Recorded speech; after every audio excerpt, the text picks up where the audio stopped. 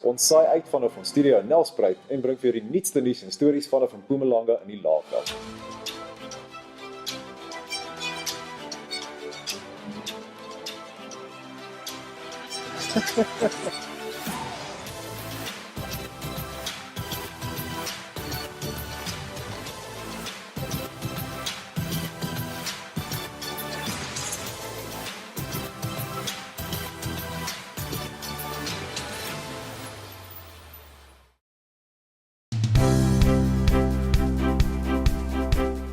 You've been watching the news in Xhosa from Nelson Mandela Bay.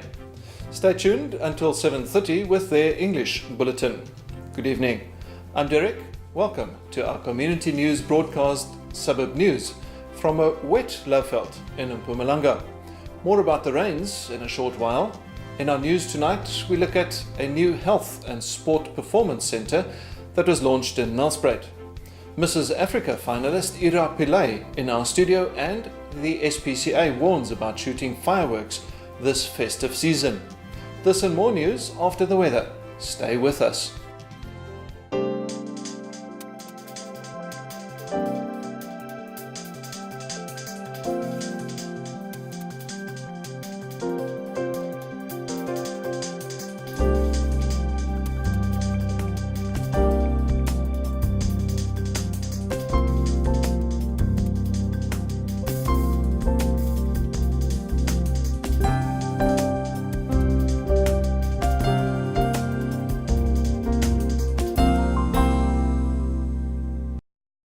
Mother Nature has blessed the Lowveld and parts of Mpumalanga with widespread rainfalls, causing locals to feel delighted as every drop counts.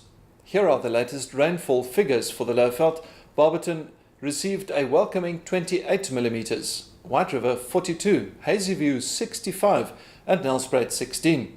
Lows Creek also 16. Members of the community took to Facebook sharing their gratitude about the rainfall.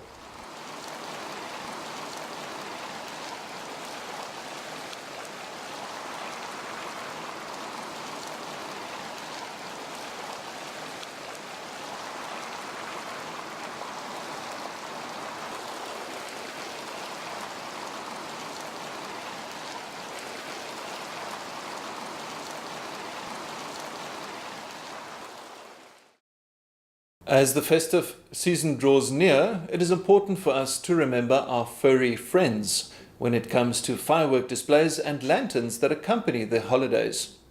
Knowing that it is a very stressful time for animals, Suburb.News spoke to the SPCA to give us some insight in what these festivities hold in for pet owners and their animals. Can you give our viewers a better understanding of why animals are so scared of fireworks and explosives? You see, it's not only the loud bang, it's also the sudden light. Animals associate that with danger, and then the adrenaline kicks in and they will literally go into flight mode, whether that be through palisades, through glass windows, any possible way to get away from that sound. The sad thing about it is many times people aren't home, people are on vacation. The animals aren't necessarily booked in for boarding, and we had a Grey Dane a few years ago up in Johannesburg. She was so severely cut from palisades, and it's just not nice for the animals. You get a lot of dogs and cats that go absolutely berserk. There are calming medication or tablets on the market that they can actually use, and they're not expensive at all. And you get other pets that are calm, so it completely depends on what breed you have or how they were raised. If they were puppies that were scared from puppy size, it's hardly ever that they'll just calm down when they're older. A lot of people leave their animals unattended at home, or with people that's not really that into animals, that are careless. Gates are left ajar, animals aren't secured at night in the premise or in the house like the owner requests. So if you do let somebody watch over your animal, it must be somebody you trust. Do they have access to your veterinarian? Do they have funds to go to a veterinarian? Usually I leave a bulk amount at my vet and my animals will get treated, or the vet will phone me and tell me I need to pay more in or whatever, but you need to plan for that as well. What is the reason behind animals going missing, this time of the holidays? Fireworks. people going away on holiday, we've actually got it where pet sitters look after the pets and they just don't report it when they go missing, and that's a massive issue for us. Owners that actually don't go looking for their pets, I think it's more of a relief than anything else that they went missing. But yeah, I'll say most of the time it's when owners just go away. What can animal lovers and, pet owners do to prevent their animals from going missing? Basically, tagging your animals with a visible collar or by microchipping is the best thing to do. Have a recent photo of your animals. There's no use you looking for a dog that's 6 years old and you've got puppy photos. So very recent photos is important, and work with your neighbours. Your neighbours should know what type of animals and pets you have. If an animal is in distress in the road, they will know that's my next door neighbour's animal. Do they have your contact details? And yet again, secure your animals safely. If you do go on holiday, rather book them into a facility that can take care of them, and make sure that the people that's looking after them is willing to do it proper. Please secure your fence. Secure your fences. If you go away and you know it's over a festive holiday, please make sure you take or you get calming tablets for your pets. We've got a wonderful animal lover who just contacted me yesterday from overseas again. He's going to pay money into a vet account again, and people can go and fetch calming tablets for their dogs because he doesn't want pets to go missing. And if it's over New Year's, try and be at home. Try and keep them safe or make sure that they are secure and they calm. A new thing is that people prefer not setting off fireworks and doing sky lanterns. Now, these products are important mass bulk from overseas, and it's made from plastic. The ones that they sometimes use was made of paper, but because of the bulk it's now plastic. The problem with that, it burns longer, and when the lantern is finished, usually the chute that takes it up, that will also take fire. That molten plastic then drops down, either on animals, people, properties. We've got horses that's been burned, a child's been burned. So the sky lanterns aren't a better option when it comes to animals, because unfortunately animals still get injured by the sky lanterns. No display in the world is worth the pain, fear and suffering our animals endure because of fireworks. Nelspruit Primary School recently held their annual Foundation Phase Honours Evening. The evening focused on celebrating the students' achievements throughout the 2016 academic year. The school not only focused on academics, but commended sport and cultural achievements too. Can you kiss me? Yeah, it's true. My face took on a green shoe. My knees that jelly started shaking. Tonight was rewarding our learners in the foundation phase, not only academically but also sport awards, cultural awards, and just to give them a little bit of praise for what they achieved this year. The sport awards, that's the sport coaches, they will give us the best under 7 rugby player and the most improved player of the year. In athletics and in cross country as well as tennis, that will be the best girl and the best boy. Then cultural awards, we took the learners who achieved the A+ in the Eisteddfod, and then also the learners who achieved prestige in the Eisteddfod. As far as the academics are concerned, we really had some strict criteria this year. For best progress, the learner mustn't be a borderline learner, but there must be remarkable progress. And then for diligence, it must be a learner whose homework is always done, who's always well behaved, respectful, who at least have 60% average, and who's always neat and tidy, and they are just learners who you can depend on. Then for the best reader, it is like it says, the best reader in the class in English home language. And then our top 10 achievers, they are, according to our EduPack system, the top 10 in the grade. I just want to find out from you, like tonight has been mentioned, that it's not only focusing about academics, it's sports and culture. So throughout this year, which was your highlight or your highlight pupil, if I can say? You know what? To me, every foundation phase learner is special. I really love my learners and I love my teachers. And to me, the child who made remarkable progress is just as important as the child who got top 10. So yes, for me, it is just I love them all.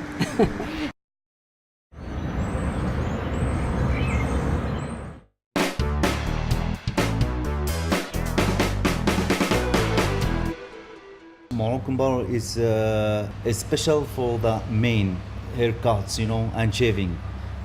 We offer nice haircuts, all styles. That's the people they want, all styles. Nice hot towel shave. We use hot towel, with the shaving. Some small massage after the shaving, for the face, for the head.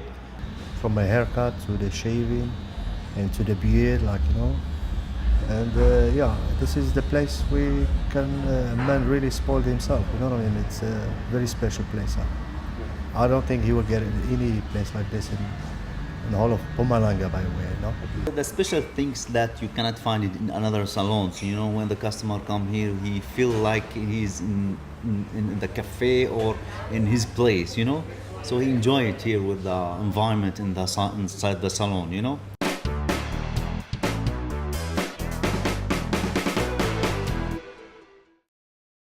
Mrs. Africa 2016 finalist Ira Pillay recently visited our studios at Son Park Centre. Mrs. Pillay shared her journey with us and what it means to be a working mother and being a Mrs. Africa finalist. The competition is to take place late in November of 2016. Let's have a look. Thank you, Ira, for joining us today in studio. And I just want to find out, I'm sure you've been modeling for a very long time now, and where did it all begin? Thank you for having me this afternoon. It all began, I was very, very small. My first pageant that I won, it was for Little Miss Bunny. But we're talking when I was about 3 years old is when I won my first competition in beauty and in pageant. So that was my first time. Yeah. And I know you're now a nominee, if I can say, or finalist for the Miss Africa. What made you get into that? What made you decide this is what I want to do? Yes, I am one of the finalists for Mrs. Africa. What inspired me is the project that was headed by our Mrs. Africa Foundation, which is called the Dignity Dreams. And when I read up about what she is doing, which is Janet Potgieter, I really started finding the interest in that, and from there that's where it started. And I thought I would help out the young girls, and I would raise funds to restore the dignity. That's where this whole pageant came up, and it inspired me in such a way. Yeah, I see you recently won a Sunrise Award. Congratulations on this lovely achievement over here. It says for community projects, and I know that one of your projects is Dignity Dreams, like you mentioned. So I'd just like to find out a little bit more about that. Yes, the Dignity Dream project is a project whereby they distribute dignity packs, and it's actually for young girls who cannot afford sanitary wear. And I can relate to that. I was also a young girl once upon a time, and I know what it is, and I know it's hard, and my mom always never had enough to make sure that I have that basic need, and I can relate to the young girls, and that is why I said, I would like to make a difference in the young girls' life, and I've raised 11,500, and that's how I try to restore the dignity of the young girls. I know you're a working mom, you're a wife. How do you keep it all together? What's your secret to keeping it all together? The secret there is a lot of patience. I always have a plan. I think it's when you enjoy what you're doing, you will achieve anything in life, and everything just comes natural. So my life is very hectic, but I am just doing what I can do, and I can do it to the best of my ability. Okay, could you tell our viewers how can we vote for you? As a finalist, is there a way we can vote for you, or how do we get that? Yes, the viewers can vote for me. They can go into my Facebook page and they can search for Ira Pillay, then they can look up my public page, and then they can click on my little picture there, and then they can like and they can comment. And what they can also do, they can please share my picture as well. Thank you so much, Ira, for being in studio with us. That was Ira Pillay, Mrs. Africa finalist 2016. The Department of Sports, Arts and Culture announced a forthcoming cultural festival on Friday, which aims to bring people from diverse backgrounds together. The festival will be held in the first week of December and will include a street parade, a carnival, and a comedy night, as well as a battle of the DJs in the province.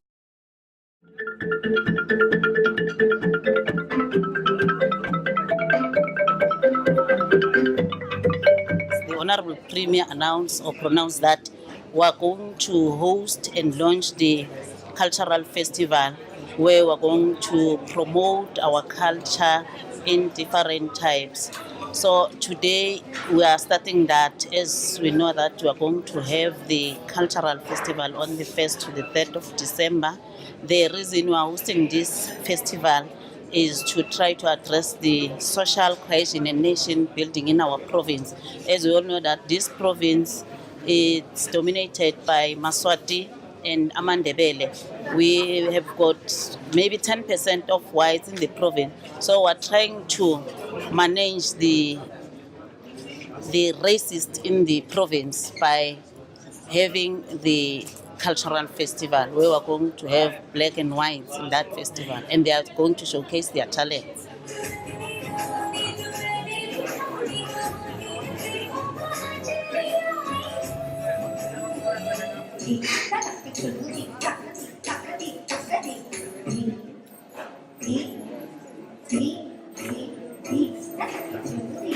And where will the full culture experience be held? It will be held here in Bombela Stadium on the 1st up to the 3rd of December. On the first day, we are going to have the carnival. On the second day, we are going to have the battle of DJs. And on the last day, which is the 3rd, we are going to have the main event, which is cultural festival.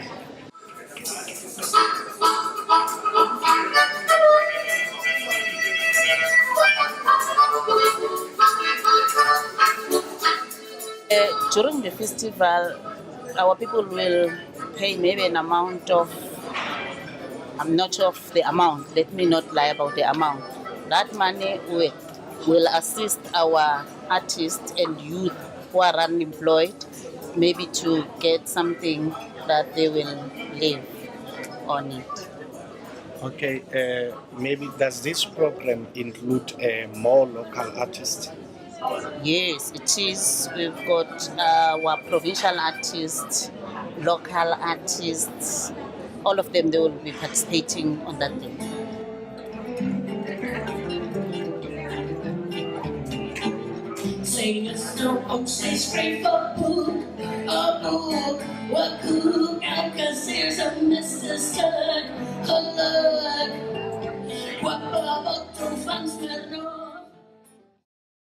A highly advanced health and sports performance centre, Lowmid, opened its doors to Mpumalanga last week. The centre offers an extensive range of services relating to family health, sports medicine, sports testing, fitness and rehabilitation. Lowmid boasts a qualified team of professional individuals who work together to promote the overall health and wellness of sporting enthusiasts in our province. We're here tonight at the launch of the brand new offices of the Lowmid Sports and Health Centre in Nelspruit. And with us, Dr. Harry Wiltshire, to tell us all about this. Harry, this was a dream come true because you started small with just a few people and now suddenly that it's been building out to something a lot bigger. Maybe just give us a sense of where this all started. It's been a great journey, as you say. Quibus, Francois and myself got together about 5 years ago, and we really said we had the same passion, the same vision for sport, for all our different facets, but definitely sport brought us together. And looking at at our passion for developing, going to find the athletes who don't have the opportunities, and then taking them through the system and developing them, as well as working with the top athletes and offering a service which isn't available in Mpumalanga. Is it a natural link, sports and the medical world? And what is the uniqueness that this brings to Mpumalanga? I think it's for me it was always connected, and doing several different sports. I was never great at any specific sport, but I love doing all sports, and still to today, if I play golf, I love it. But everyone doesn't know why. They don't know why I love it, because I'm not very good at it. But I think it's the right people. A doctor that has a massive passion, a physio has a massive passion, and myself and the guys who I work with who have the passion. And I think for us it was a logical progression, and maybe that's what makes us a bit more unique, as we three people who are here and with the passion for it, and to take it on and to develop it. Yes. What are tell us about some of the equipment that you use that's not readily available for everybody, or was before in this province? I think I actually missed a little bit of your question earlier on when you asked about what we're doing, and it's exactly that, is to offer it locally at an affordable price without worrying about busing a team up to Pretoria or to Cape Town. The first big thing we attained was the Cybex ice kinetic device, which means we can test any joint. We get an absolute reference to the strength, the imbalances, the ratios between the different muscles, which has made it amazing for all the different sports. Today we've done 40 Cybex assessments on the Pumas today, just to see where they are. We're doing baseline testing, picking up injuries, looking at the graph of the strength. We do the VO2 max tests and the lactate threshold tests, which are basically a full mask CO2 versus oxygen test, seeing how well the person can utilize the oxygen they have, and then looking at lactate threshold, how lactate builds up in the body, which gives us basically a good indication of the fitness and the endurance of the athletes and how far they can go. CogStat is basically it's a computer-based test which assesses a few different areas of your thinking patterns, reaction time, your memory, basic thought processes and so on, and it's a basic computer test which assesses those. So it's what we use it for, and we try to get all the teams, schools. I think it's now official from next year, all schools, contact sports have to be able to do it, and it basically gives you a nice baseline of what's going on. So if you have a concussion, or if you even suspect you have a concussion, you can go in, you do the retests compared to the baseline, and now we can see, yes, you have, or no, you don't, because that's the first thing, as the coach wants to know, can he play next week, or the parents want to know, can I take him out of rugby? And now you can give a proper answer back to them saying, this is what we can see, the memory area is affected, and it's not the old way of how many fingers, what game are you playing. You need to test the cognition, you need to test memory. So the one other leg that you've included in the launch and the branching out of Lowmid was the emergency medical services team. Why bring that into a practice like this? It was also, once again, a logical progression. We would go with an ambulance itself. We've got a biokinetist and a sports scientist who have BAA, basic ambulance degrees, and so they would be at the schools that we're involved in, because we're there normally for concussions and for strapping and preparing, warming up the teams. So now we would just go with our mobile testing unit, stroke smaller ambulance, and we would stop at the fields and we would still offer that service. So if there's something necessary, we can help. There's normally an emergency personnel there, but maybe without an ambulance. But it would be a logical progression.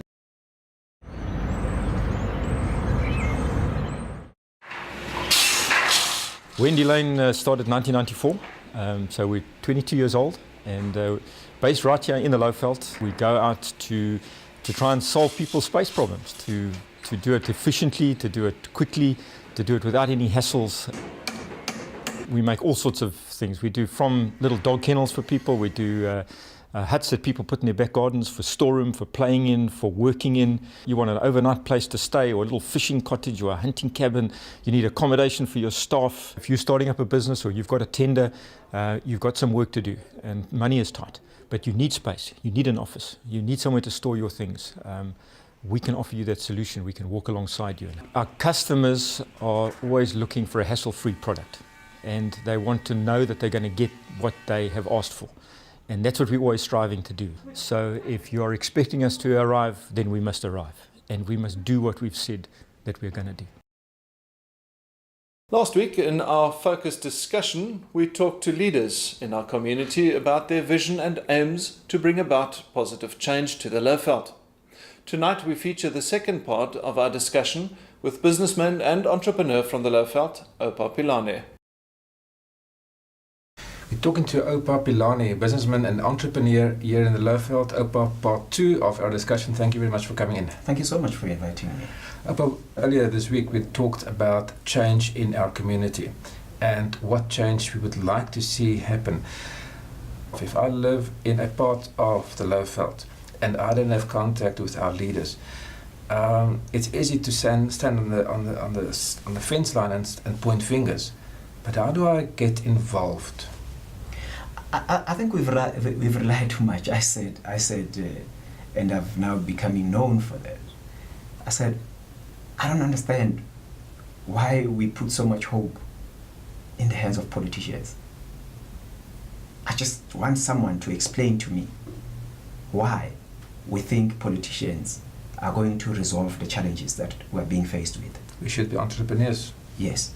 I don't understand why business especially would put the economy in the hands of politicians, because we have got enough evidence and proof that they are not helping us.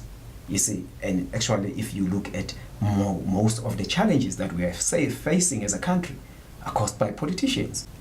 We cannot work in isolation. No man is an island.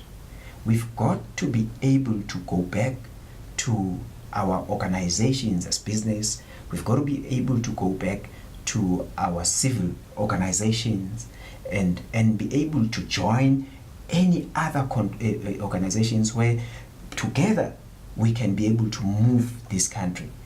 Gone are the days when all we're thinking we can do is to just cast a vote and think that vote, as we casted it, will then change everything for us. It won't. It will never be. It has never happened in history. Instead, we see that we are under siege. We are becoming, there's a leadership decay in our country and everywhere else in the world. And that is done by the mere fact that able women and men have decided that all they want to do is to sit back and look at what politicians would do. We are in a leadership decay in the whole world, and we can agree that we need a new kind of leadership, and that leadership is sitting in this citizenry. And we can't say you can only be a leader because you are in an office, you are in an elected office. We can't allow that to happen. We can never allow that to happen. So all I'm urging our communities is that if we go to effect change, we've got to go back and begin to say, how best can I be of help to someone? And the areas that I'm interested in, which are organizations that I can join, that I would join hands with other citizens and help. I'm a member of the Chamber of Business, and I joined that chamber because I felt that there is something that I could contribute. Not because the chamber is going to do something for me. Actually, the chamber is taking a whole lot of my time. But it is necessary because together with those able men and women, that experience combined, there is so much change we can bring into this country. We've already seen it. We're creating jobs. Yes. We're feeding people. Yes. You see, we're making a difference. We're taking children to schools. We're supporting, as the chamber and members, we're supporting a lot of non-profit organizations. That is the change we need, and we need to do more of it. We need to do more. We can't only give money. Now it is the time to also give ourselves, because we are quick to say, I'll write a check, but that's not enough. All we need is that we need the check, and now more than ever, we need you.